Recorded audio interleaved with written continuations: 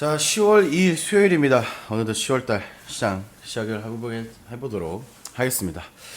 자, 일단 뭐 중간 연휴가 껴 있었고 뭐 좋지 않은 10월의 출발이 될 것으로 보여집니다. 또한 내일도 또 쉬는 날이기 때문에 사실 뭐 실질적으로 그러면 뭐 굳이 무리하게 매매를 할 필요는 없는 그런 상황입니다. 뭐 보이다시피 뉴욕 증시 같은 경우에는 이제 중동의 지정학적 리스크가 다시 한 번씩 고조가 되면서 일제히 하락하며 마감을 했습니다.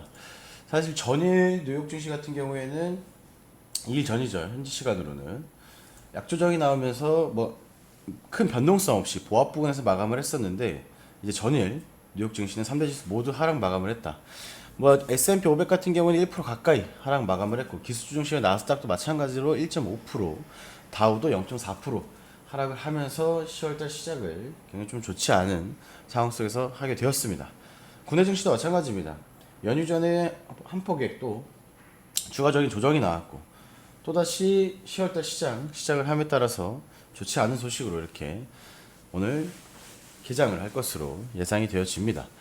자, 사실 어느 정도는 현재 단기 뭐 고점 부근이라고 하면 고점 부근인 부근에서 뉴욕 증시 같은 경우에는 뭐 자연스러운 대외적인 변수로 인한 조정으로 볼 수가 있겠지만, 사실 국내 증시 같은 경우에는 9월달 하락분에 대한 만회를 해 나가고 있는 과정 속에서 조금은 그 탄력도가 많이 떨어질 수 있을 만한 이슈로 보여집니다. 물론 이렇다고 해서 뭐 우리가 하반기 뭐 손을 놓고 있을 수는 없기 때문에 현재 시장 상황에 맞는 종목들에 대해서 선점 지속적으로 이어 나갈 것이고, 그렇죠? 테마별 주요별 업종 다 말씀을 드렸습니다. 교육 방송에서도 천천히 시장 접근하면서 단기간에 또 수익 낼 수 있는 종목들도 계속해서 안내 나갈 수 있도록 하겠습니다. 자, 일단 나오는 뉴스로는 뭐 이스라엘이 추가적인 보복이나 도발이 없다라고 하면 행동은 끝났다라고 로이터 통신은 또 그렇게 발표를 했습니다. 사실 중동의 지정학적 리스크가 계속해서 진행되고 있는 만큼 뭐 장 초반 뭐 일부 전쟁 관련주들이 또다시 움직일 가능성이 굉장히 높겠죠. 당연한 얘기겠지만 한편으로는 그렇죠. 그렇기 때문에 국내 증시도 마찬가지로 오늘 전쟁 관련주 오전 수급 확인하시고, 그 다음에 지수 자체적인 조정이 추가적으로 나온다라고 하면 항상 제가 말씀드리는 투기성 종목들 위주의 수급이 들어올 겁니다. 첫 번째 뭐가 있나요? 대표적으로 품절주죠, 그죠? 품절주, 우선주들. 단기간에 소량의 거래량을 가지고도 큰 변동폭을 키울 수 있는 투기성 종목들로 수급 들어갈 가능성이 높다. 이제 그 외적으로는 이제 뭐 방산주라든지 전쟁 관련주들, 유가 관련주들, 그 다음에 이제 신규 상장주들. 왜냐? 투기성 종목으로 분류가 되어야 되기 때문에. 이 정도의 수급이 들어간다라고 하면 정상적인 매매를 하는 우리들 같은 경우에는 굳이 무리해서 매매를 할 필요는 없는 시장이다. 때로는 매매를 하지 않는 것도, 관망하는 것도 투자라고 항상 말씀을 드립니다. 매매를 안 하는 것도 어떻게 보면 투자입니다. 지켜보는 것도 투자이고 기다리는 것도 투자입니다. 오늘 이 부분에 대해서 다시 한번 좀 강조를 드립니다.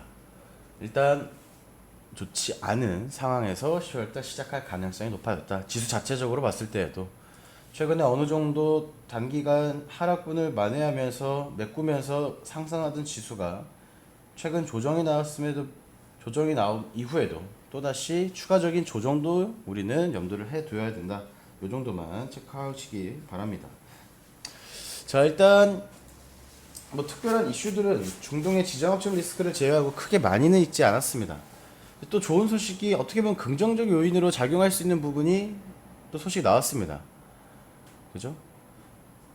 최근 민주당이 금투세를 유예하는 쪽으로 가닥을 잡았다라는 뉴스를 제가 월요일날 소개시켜 드렸을 겁니다.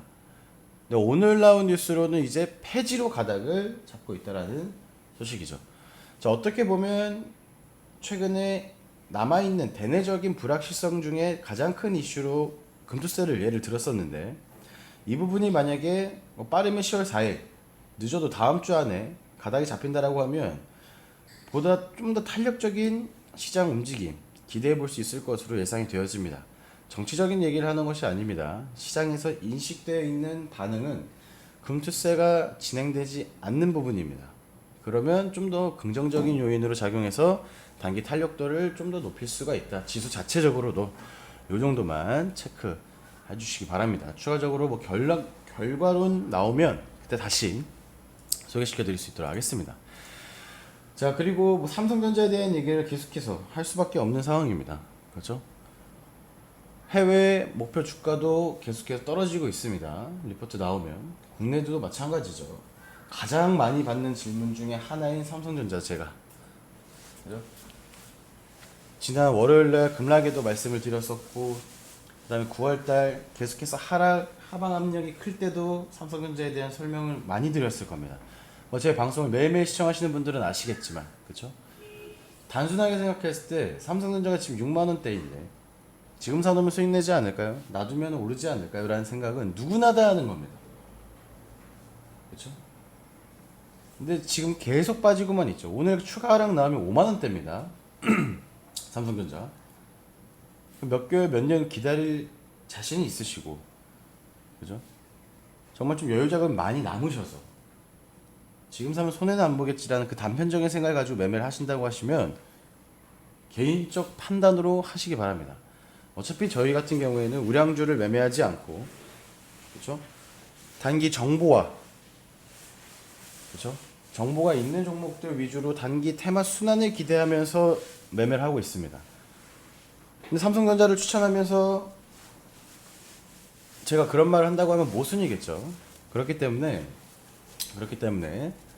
우량주 매매는 누구나 다 알고 있는 종목들, 그리고 삼성전자, SK 하이닉스, 뭐 에코프로, 누구나 다 알고 있는 국민 주식 같은 경우에는 개별적 판단으로 하시기 바랍니다.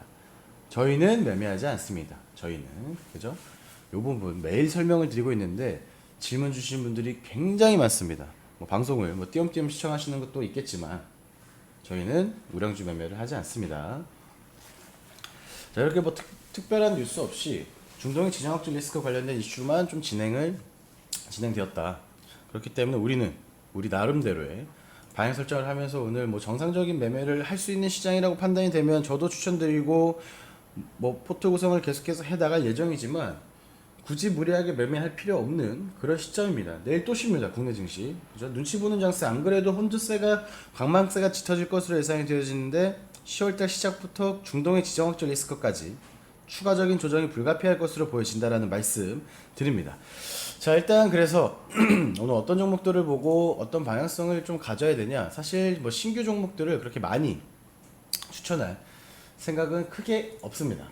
그래서 기존 종목들도 마찬가지겠지만 일단 단기적으로 봤을 때 10월달이죠. 딱 두 가지 테마만 조금 보도록 하겠습니다. 자, 일단 화장품입니다. 사실 화장품 같은 경우에는 정보주 진입도 하고 있고 기존에 언급드렸던 종목들도 있을 겁니다. 근데 충분히 한 종목은 더 후발주자로 움직일 수 있고 선정 관련해서 매매가 가능할 것으로 판단이 되는 종목이 눈에 보여서 언급을 드립니다. 현대바이오랜드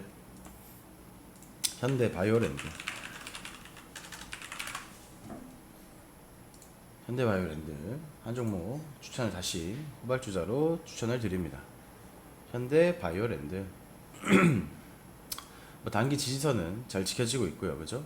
최근에 거래량들이 동반이 되면서 다시 단기적 추세 전환 타점으로 보여진다, 그죠? 현대바이오랜드 한 종목 일단 보시기 바랍니다. 자, 그리고 두 번째로는 자동차 부품 관련된 종목들입니다. 자, 전일 시간의 거래에서 자율주행 관련해서 뭐 라이콤이라든지 최근 제가 추천드렸던 SOS랩이 좀 강세를 보이면서 마감을 했습니다. 저희는 기본적으로 전부 다 일단 라이콤 같은 경우에는 이틀 만에 추천드리고 10% 정도 수익을 냈던 종목이고 추가적인 수급이 예상이 되어지는 상황이고, 자동차 부품 관련해 가지고 단기적으로 봤을 때 한 번쯤은 다시 단기적 테마 순환이 기대되어지는 부분이 있습니다. 그래서 자동차 부품 관련주도 오늘 한 종목만 추천을 드리도록 하겠습니다. 엔디포스.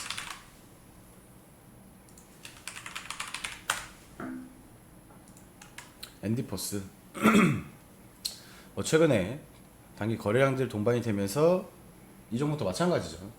추세 전환 타점으로 보여집니다.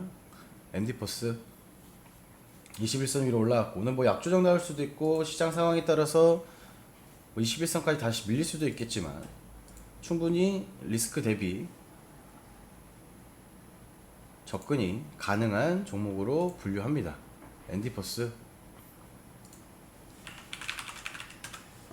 까지 오늘은 딱 두 종목만 보시면 될 것 같습니다.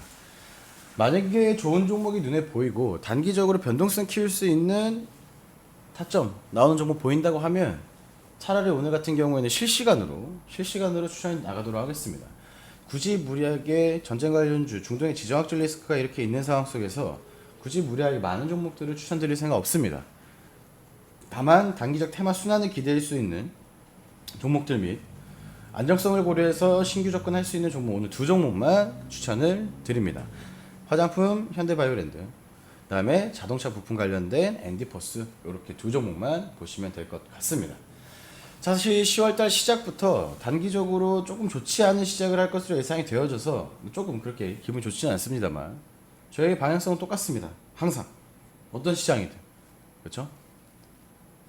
뭐 최근에 방송을 시청하신 분들도 계실 것이고 앞으로 따라오시면서 많은 방송을 또 시청하실 계획을 가지고 계신 분들도 계실 텐데 꼭 빼먹지 마시고 아침 오전 8시 30분부터 약 15분 동안 진행되는 15분에서 20분 정도 진행됩니다.